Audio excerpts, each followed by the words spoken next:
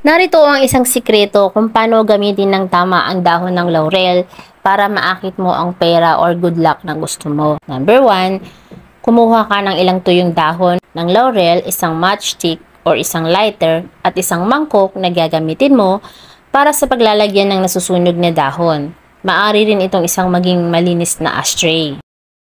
Pangalawa, gumamit ka ng Sharpie or ballpen upang isulat mo kung ano ang gusto mo. Halimbawa, kung gusto mo ay pera, maaari mong iguhit ang pera o isulat lamang ang salitang kayamanan sa dahon.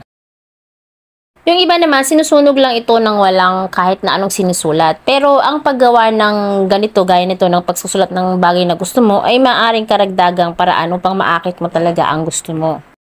Pangatlo, gumamit ka ng gunting or tsani bilang panghawak sa dulo ng dahon ng laurel habang susunugin mo ito. Ngayon, kumuha ka ng lighter